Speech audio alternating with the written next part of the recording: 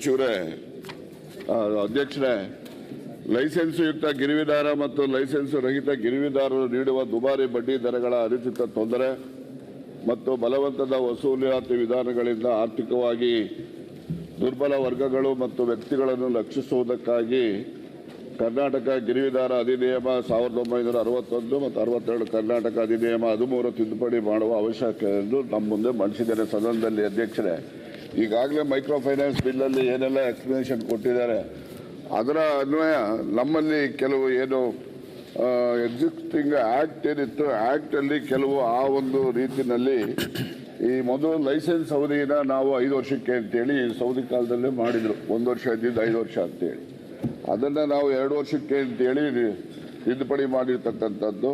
ಮತ್ತು ಅಪರಾಧಗಳಿಗೆ ಶಿಕ್ಷೆ ಮೊದಲು ಒರಿಜಿನಲ್ ಆ್ಯಕ್ಟಲ್ಲಿ 500 ರೂಪಾಯಿ ಇತ್ತು, ಅದನ್ನು ನಾವು 5 ಲಕ್ಷಕ್ಕೆ ಏನು ಮೈಕ್ರೋ ಫೈನಾನ್ಸ್ ಆ್ಯಕ್ಟಲ್ಲಿ ಏನು ಅದನ್ನು ಅಮೆಂಡ್ಮೆಂಟ್ ತಂದಿದ್ದಾರೆ ಆನ್ ಪಾರ್ ವಿತ್ ದಟ್ ಆ್ಯಕ್ಟ್ ನಾವು ಕೂಡ ಕೆಲವು ಅಮೆಂಡ್ಮೆಂಟ್ಗಳನ್ನು ತಂದಿರ್ತಕ್ಕಂಥದ್ದು. ಹಾಗೆಯೇ ಅವರಿಗೆ ಶಿಕ್ಷೆ ಅವಧಿ 6 ತಿಂಗಳಿತ್ತು ಒರಿಜಿನಲ್ ಆ್ಯಕ್ಟಲ್ಲಿ, ಈಗ ಅಮೆಂಡ್ಮೆಂಟ್ ಮಾಡಿ 10 ವರ್ಷ. ಯಾಕೆಂದರೆ 7 ವರ್ಷದ ಮುಂಚೆ ಶಿಕ್ಷೆ ಇದ್ದರೆ ಅವನು ಅರೆಸ್ಟೇ ಮಾಡೋಂಗಿಲ್ಲ ಪೊಲೀಸ್ನವರು, ಆ ರೀತಿ ಕಾನೂನು ಇವತ್ತಿರೋದು. ಹಾಗಾಗಿ ಅದನ್ನು to make it cognizable and non bailable ಅದನ್ನು ನಾವು 10 ವರ್ಷಕ್ಕೆ ಅಂತೇಳಿ ಅಲ್ಲಿ ತಂದಿದ್ದೇವೆ. ಅದೇ ಪ್ರಕಾರ ಇಲ್ಲೂ ಕೂಡ ತಂದಿರತಕ್ಕಂಥದ್ದು. ಆಮೇಲಿಂದ ಶಿಕ್ಷೆ ವಿಚಾರದಲ್ಲಿ ಮತ್ತು ಪ್ರಕರಣ 16 ಏನಲ್ಲಿ 6 ತಿಂಗಳ ಬದಲಾಗಿ 10 ವರ್ಷ ಅಂತೇಳಿ ತಂದಿದ್ದೇವೆ. ಮತ್ತು 100 ರೂಪಾಯಿ 1,000 ರೂಪಾಯಿ ಫೈನ್ ಇತ್ತು, ಅದನ್ನು ಕೂಡ 5 ಲಕ್ಷಕ್ಕೆ ಏರಿಸಿರ್ತಕ್ಕಂಥದ್ದು.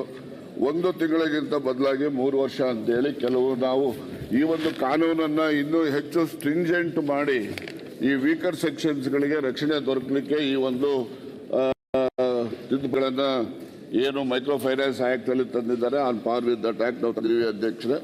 ಇದನ್ನು ಮತ್ತು ಕಾಯ್ದೆ ಉಲ್ಲಂಘನೆ ಮಾಡಿದಾಗ ಬರೀ ನಮ್ಮ ಸಹಕಾರ ಸಂಘಗಳ ಅಧಿಕಾರಿಗಳ ಜೊತೆಯಲ್ಲಿ ಮಾತ್ರ ಇತ್ತು. ಈಗ ಎಲ್ಲ ಅಧಿಕಾರಿಗಳು ಬೇರೆ ಬೇರೆಯವರಿಗೆಲ್ಲ ಸ್ಪೆಸಿಫೈ ಮಾಡಿ ಅವ್ರಿಗೂ ಕೂಡ ಈ ಕಾನೂನನ್ನು ಜಾರಿ ಮಾಡಲಿಕ್ಕೆ ಅಧಿಕಾರ ಕಲ್ಪಿಸ್ಕೊಡ್ತಕ್ಕಂಥ ಒಂದು ತಿದ್ದುಪಡಿ ಅಧ್ಯಕ್ಷ. ಇದನ್ನು ಮಂಜೂರು ಮಾಡಬೇಕು. ಸದಸ್ಯರು ಕೇಳಿದಾಗೆ ಸಹಕಾರ ಸಂಸ್ಥೆಗಳಿಗೆ ಇದು ಅನ್ಯಾಯ ಆಗೋದಿಲ್ಲ. ಯಾಕೆಂದರೆ ಮೊದಲನೇ ಆ್ಯಕ್ಟಲ್ಲೂ ಕೂಡ ಸಹಕಾರ ಸಂಸ್ಥೆಗಳು cooperative societies registered under cooperative societies act 1959 ಮತ್ತು ಯಾವುದು ಸೌಹಾರ್ದ ಸೊಸೈಟೀಸ್ ರಿಜಿಸ್ಟರ್ಡ್ ಅಂಡರ್ 1997 ಆ್ಯಕ್ಟ್ ಏನಿದೆ ಅದಕ್ಕೂ ಕೂಡ ಅದರಲ್ಲಿ ಎಕ್ಸೆಂಪ್ಷನ್ ಇದೆ, ಇದರಲ್ಲಿದೆ. ಇದರಲ್ಲಿ ಲೈಸೆನ್ಸ್ಡ್ ಯಾರ್ಯಾರು ಇರ್ತಾರೆ ನಮ್ಮಲ್ಲಿ ತಗೊಳ್ತಕ್ಕಂಥವ್ರು, ಅವರು ಈ ರೀತಿಯ ಬಲವಂತದ ವಸೂಲಾತಿಗೆ ಯಾರು ದುರ್ಬಲ ವರ್ಗಗಳಿಗೆ ತೊಂದರೆ ಕೊಡಬಾರ್ದು ಅಂತಕ್ಕಂಥದ್ದನ್ನ ಕಾನೂನು ಏನಿದೆ ಆ ಕಾನೂನನ್ನು ಸ್ಟ್ರಿಂಜೆಂಟ್ ಮಾಡಲಿಕ್ಕೆ ಮಾಡಿದ್ದೇವೆ ಅಷ್ಟೇ. ಸಹಕಾರ ಸಂಸ್ಥೆಗಳಿಗೆ ಇದಕ್ಕೂ ಅನ್ವಯ. ಮತ್ತು ನಮ್ಮ ಸ್ನೇಹಿತರು ಹೇಳ್ದಂಗೆ ಸನ್ಮಾನ್ಯ ಸಭಾಪತಿಗಳ ಮೊದಲು 1 ವರ್ಷ ಇತ್ತು, ಪ್ರತಿ ವರ್ಷ ರಿನ್ಯೂವಲ್ ಮಾಡಬೇಕು ಅಂದರೆ ಅವ್ರಿಗೂ ಕಷ್ಟ ಇರ್ತಾಯಿತ್ತು. ಅದನ್ನು ಅವರೇ ಸಚಿವರಿದ್ದಾಗ 5 ವರ್ಷ ಮಾಡಿದರು. ಈಗ ಅವರು ಸಲಹೆ 3 ವರ್ಷಕ್ಕೆ ಮಾಡಿ ಅಂತ ಹೇಳಿದ್ರು, ಅದನ್ನು ನಾವು ಒಪ್ತೇನೆ, ಅದನ್ನು ಅಮೆಂಡ್ಮೆಂಟ್ ಸೇರಿಸ್ಕೊಳ್ತೀವಿ. ಓಕೆ.